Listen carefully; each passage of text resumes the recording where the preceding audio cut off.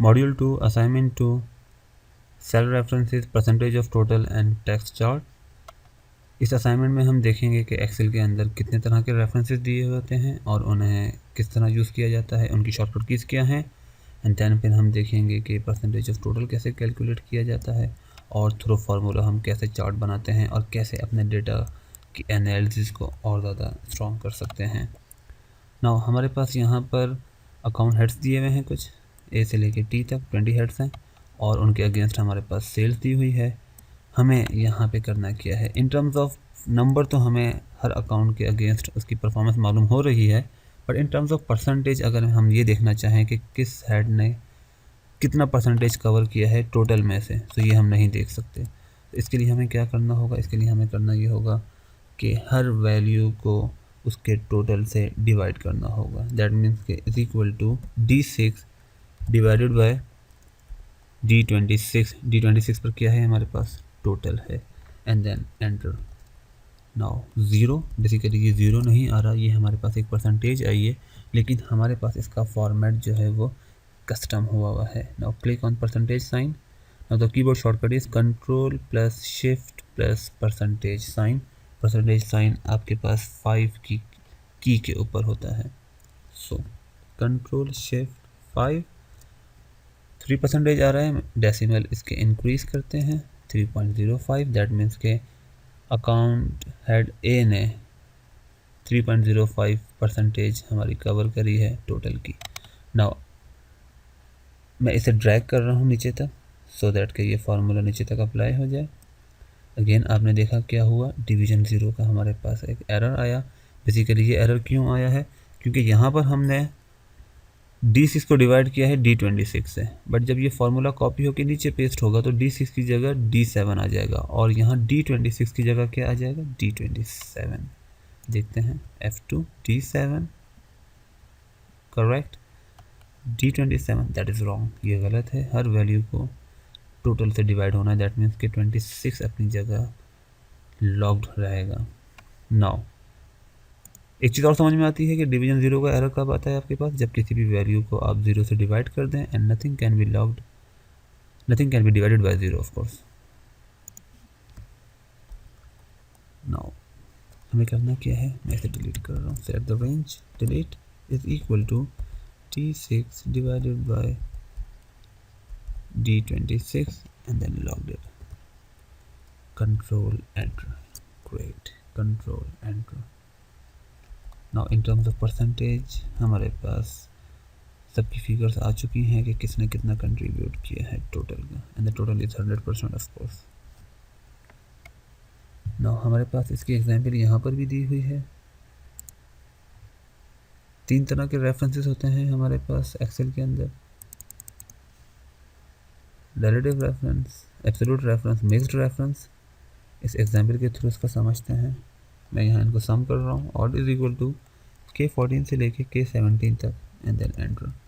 और जब इस फार्मूले को हम कॉपी करते हैं और उसके एडजेसेंट सेल पे पेस्ट करते हैं, तो बेसिकली एक्सेल ने किया क्या, एक्सेल ने किया ये कि 14 से लेके 17 तक ही रॉस को सम किया है, बट एक्सेल ने इसका कॉलम चेंज कर दिया बिकॉज ये कॉलम नंबर K है और ये कॉलम L है। सो ये कहलाता है relative reference. Basically Excel relation check करता है कि इन दोनों फार्मूलाज में रिलेशन क्या था, रॉस सेम थी, कॉलम चेंज था। ना इस फॉर्मूले आप गौर से देखिए कि K14 से लेके K17 तक कोई भी चीज़ लॉक नहीं है, किसी भी चीज़ से पहले डॉलर का साइन नहीं है। अगर मैं इस रेंज को सेलेक्ट कर लेता हूँ एंड हिट F4 हम क्यों यूज़ करते हैं, टू लॉक एनी सेल और टू अनलॉक एनी सेल। कैसे, F4, 14 से पहले भी डॉलर का साइन आ गया और K से पहले भी, 14 is your raw number, K is your column name, और यहाँ पर भी 17 से पहले भी आपके पास डॉलर का साइन है और K से पहले भी। एंटर प्रेस कर रहा हूँ। अब अगर मैं इस फॉर्मूले को कॉपी करके इसके एडजेसेंट सेल पे पेस्ट करता हूँ, oops that is the wrong answer, because यहाँ पर ये K14 से लेके K17 तक रॉस को सम नहीं करना, बल्कि L14 से लेके L17 तक करना है। लेकिन ये हमेशा मुझे इसी रेंज को सम क्यों करके दिखाएगा, बिकॉज कि मैंने इसको लॉक किया हुआ है। सो जब आपने रॉ भी लॉक करी हुई हो और कॉलम भी लॉक किया हुआ हो, तो ये कहलाता है आपके पास एब्सोल्यूट रेफरेंस। मैं इसे डिलीट कर रहा हूँ। Again F2 select the range and then press F4. Now अब मैंने F4 प्रेस किया तो 17 से पहले तो डॉलर का साइन है, के से पहले नहीं है। दैट मीन्स कि सिर्फ रॉ लॉग है, कॉलम लॉग नहीं है। अगेन F4, अब सिर्फ के लॉग है, मीन्स के कॉलम लॉग है, रॉ लॉग नहीं है। सो जो आपकी रॉ है वो रिलेटिव है और जो आपका के है वो एब्सोल्यूट है। तो एक चीज़ आपके पास एब्सोल्यूट है और एक चीज़ आपके पास रिलेटिव है, ये कहलाता है mixed reference. When only one thing is logged, either row or column, it is called mixed reference. When nothing is logged, it is called relative reference. When both things are logged, it is called absolute reference. Of course मुझे यहाँ lock नहीं करना है इसको। F4, F4, F4, F4, F4, F4, then enter, Control C, Control V। अब ये answer बिल्कुल सही आ रहा है ना। आते हैं हम अपने पास टेक्स्ट चार्ट बनाने के लिए। इन एक्सेल 2007, 2003 और से प्रीवियस वर्जन में भी आपके पास एक फार्मूला है रिपीट, REPT, रिपीट। बेसिकली ये फार्मूला किसी भी करैक्टर को या किसी भी वैल्यू को रिपीट करने के लिए आप यूज़ कर सकते हैं। REPT, repeat, text comma number times. Text means वो टेक्स्ट जो आप रिपीट करना चाहते हैं, कितने टाइम्स आप सेल के अंदर टाइप करना चाहते हैं, और नंबर टाइम्स मीन्स कितनी मरतबा चाहते हैं। लेट सपोज कोटेशन के अंदर, डबल कोट के अंदर मैंने लिखा asterisk, then quotation close, comma 30 times, bracket close, enter. Excel ने एस्ट्रिक 30 टाइम्स रिपीट कर दिया। बट ऑफ कोर्स इसका कोई फ़ायदा नहीं है मेरे पास, बिकॉज ये लिंक्ड नहीं है मेरे रिपोर्ट से या मेरे डेटा के साथ। F2, इस कैप एस्ट्रिक की जगह मैं डाल देता हूँ capital I। Some sort of ये बार बन गया, इसे मैं बोल्ड कर रहा हूँ। ग्रेट, इसे ड्रैग करता हूँ नीचे तक। बट अगेन इसका कोई भी लिंक नहीं है मेरी रिपोर्ट के साथ और इस चार्ट का कोई फ़ायदा भी नहीं है। Double click. ना ये जो लिखा है 30 टाइम्स, इस 30 टाइम्स की जगह अगर मैं इस सेल का रेफरेंस दे दूँ, दैट मीन्स कि रिपीट कीजिए कैपिटल I को how many times, D6, 25,000 time, of course जो कि बहुत ह्यूज हो जाएगा। सो मैं इसको डिवाइड कर देता हूँ 5000 से। दैट मीन्स कि D6 डिवाइडेड बाय 5000, आंसर आएगा आपके पास 5, कैपिटल I 5 टाइम रिपीट हो जाएगा ना। अगर इसकी एग्जीक्यूशन देखनी है तो आप फार्मूले के इस पार्ट को सेलेक्ट कीजिए and then hit F9। F9 से क्या होता है, F9 से फार्मूला, ऑफ कोर्स आप इस वक्त एडिट मोड के अंदर हैं, तो ये आपका जो फार्मूला है ये एडिट मोड के अंदर ही एग्जीक्यूट हो जाएगा।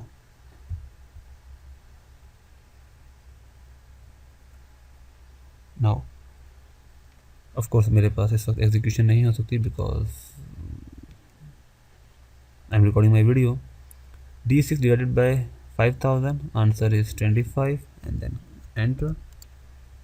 इसने कैपिटल I को 5 टाइम रिपीट कर दिया। Double click to send it down.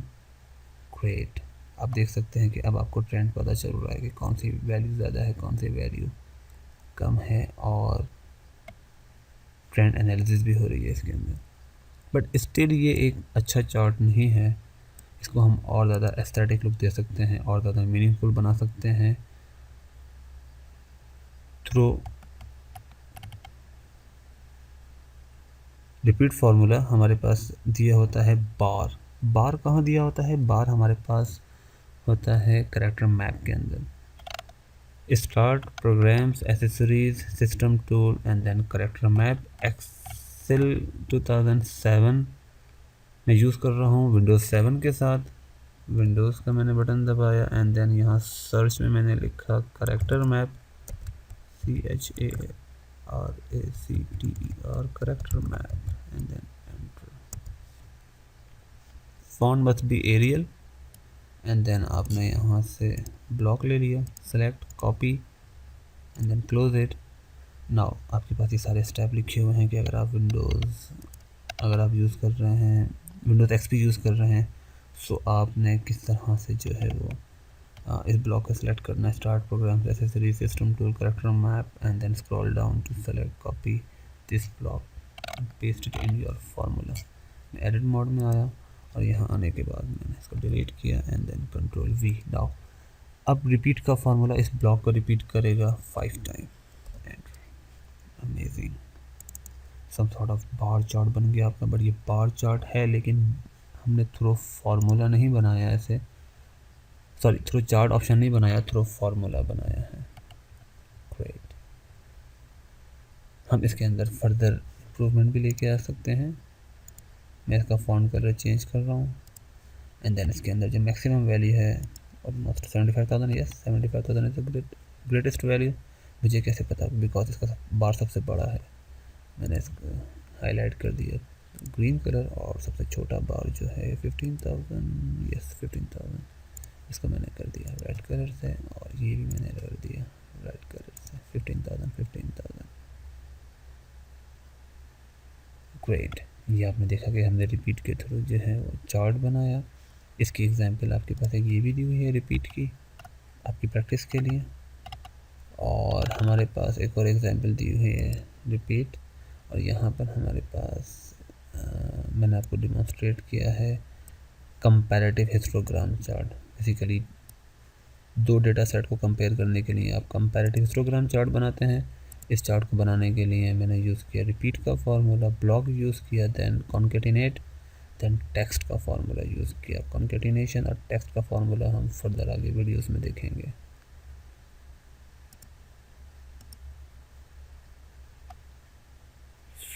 इस असाइनमेंट में हमने देखा कि कैसे हम रेफरेंसेस को यूज़ करते हैं, परसेंटेज ऑफ टोटल कैसे कैलकुलेट की जाए, और टेक्स्ट चार्ट हम कैसे बनाते हैं। Text chart means through formula हम चार्ट कैसे बनाते हैं। एक लास्ट चीज़ हमारे पास है कि ये जो आपके पास सीरियल नंबर लिखा है, बेसिकली ये तो आपके पास फॉर्मेटेड है, but account head, sales, percentage of total और चार्ट ये आपके पास फॉर्मेटेड नहीं है। तो इसको भी यही फॉर्मेट देना है। आपने इस सेल को सेलेक्ट कर लिया, then format painter, format painter home tab के अंदर क्लिपबोर्ड ग्रुप के अंदर दिया हुआ है। इस पर मैं क्लिक करता हूँ तो माउस पॉइंटर के साथ एक ब्रश स्टिक हो गया। मैंने जैसे यहाँ पर क्लिक किया, एक्सेल ने क्या किया, इस पूरे कॉलम की फॉर्मेटिंग को कॉपी करके यहाँ पेस्ट कर दिया। बट अगेन मुझे सेल्स, परसेंटेज ऑफ टोटल और चार्ट के अंदर भी यही फॉर्मेटिंग चाहिए थी, लेकिन ये तो सिर्फ वन टाइम ही इसने फॉर्मेट को कॉपी करके पेस्ट किया है। अगर मैं चाहूँ कि ये आगे भी फॉर्मेटिंग पेस्ट हो जाए तो मुझे यहाँ पे फॉर्मेट पेंटर पे डबल क्लिक करना है। डबल क्लिक करने से अब ये स्टिक हो चुका है, जहाँ जहाँ आप क्लिक करते रहेंगे ये फॉर्मेटिंग वैसे ही अप्लाई करता रहेगा। बट ये इसने परसेंटेज फॉर्मेट भी ख़त्म कर दिया और इस चार्ट को भी सेंटर अलाइन कर दिया, बिकॉज आपने फॉर्मेटिंग कॉपी करी है अकाउंट हेड की और इसके अंदर टेक्स्ट लिखा हुआ है जो कि सेंटर अलाइन है। नाउ स्टिल आपके पास फॉर्मेट पेंटर आइकॉन आ रहा है ब्रश का, दैट मीन्स कि स्टिल आपके ने फॉर्मेटिंग को कॉपी किया हुआ है और ये बटन भी प्रेस्ड है। मैंने इसे दोबारा क्लिक किया, दैन अब मैं क्या कर सकता हूँ, इस चार्ट को लेफ़्ट अलाइन करूँ और इस डेटा को सेलेक्ट करके परसेंटेज फॉर्मेट दूँ, कंट्रोल शिफ्ट 5 या control shift percentage of course, then increase decimal, right align, number format देना है कंट्रोल शिफ्ट 1, कंट्रोल शिफ्ट 1, इसे हम कॉमा स्टाइल भी कहते हैं, एंड देन डिक्रीज डेसिमल कर रहा हूँ मैं, राइट अलाइन किया, अगेन ये रह गया है हमारे पास percentage format and then right align. So thanks for watching this video. See you in the next video.